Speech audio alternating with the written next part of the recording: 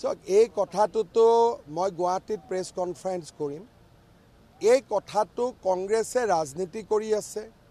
কৰিমগঞ্জ, ধুবুৰী, চাপৰ, শিলচৰ এইবিলাকৰ ৰাইজ গৈ লখিমপুৰত বহিছিলে।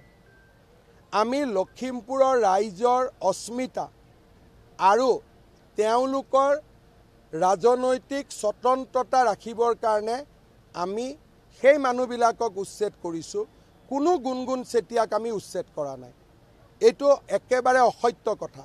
আৰু 350 বাংলাদেশী খেদিবলৈ যাওঁতে আমাৰ কোনোবা মানুহৰ ঘৰত যদি অলপ খুন্দা এটা লাগিলে আমি কি সহ্য নকৰিম নেকি? যদি আমাৰ কাৰো গাতে অসম আন্দোলনত বিদেশী খেদিবৰ কাৰণে 855 জন শ্বহীদ হৈছিল, এতিয়া যদি অসমীয়াই ভাবে যে 500 বাংলাদেশীক উৎখাত কৰক, কাষত মোৰ ঘৰটো আছে, সামান্য খুন্দা এটাও নালাগিব, তেনেকৈ জাতিটো বাচিব নেকি?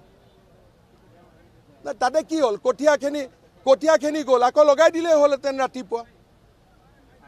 তাক লৈতো ৰাজনীতি হ'ব পাৰে নেকি? নাই, ৰাজনীতি কোনে কৰিছে? যোনে এই মহিলাগৰাকীৰ নামত বাংলাদেশীখিনিক সংৰক্ষণ দিব খোজে। উদ্দেশ্য মহিলাগৰাকী নহয়, উদ্দেশ্য হ'ল যাতে বিজেপিয়ে উচ্ছেদ বন্ধ কৰে। কিন্তু বিজেপিয়ে কালিও চাপৰত কৰিব, পৰহিও গোৱালপাৰাত কৰিব। কোনেও বিজেপিক ৰাখিব নোৱাৰে। বাংলাদেশী উচ্ছেদ হ'বই। ভূমি তেওঁৰ ভূমি লোৱাই নাই আমি। তেওঁৰ যিকেইগৰাকীৰ ভূমি আমি উচ্ছেদ কৰিছিলোঁ সকলোৱে আজি ভূমিত সোমাই গ'ল। এইগৰাকী মহিলাৰ কোনো মাটি কোনেও লোৱাই নাই। এটা ৰীল বনালে হৈ যাব নেকি চব কথা? মোৰ লগত বলক একেলগে কাৰ আমি ঘৰ ভাঙিছোঁ চাওঁ।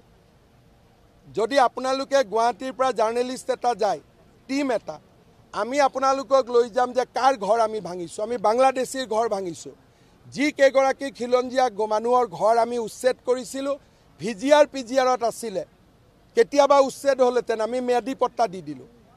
এইবিলাক কথা ৰাজনীতি কৰি লাভ নাই। আৰু অসমীয়া মানুহে সহ্য কৰিব শিকিব লাগিব।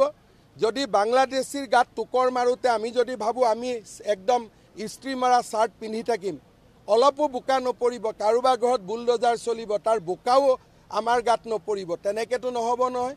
আমাৰ মানুহে জীৱনো দিছিলে বাংলাদেশীক খেদিবৰ কাৰণে। এতিয়া আমি কঠীয়া কেইডাল দিব নোৱাৰোঁ। বাৰ্তা এটাই, অসমীয়া মানুহ সাহসী হ'ব লাগিব, নহ'লে অসমীয়া মানুহ অসমতে এদিন আত্মসমৰ্পণ কৰিব লাগিব।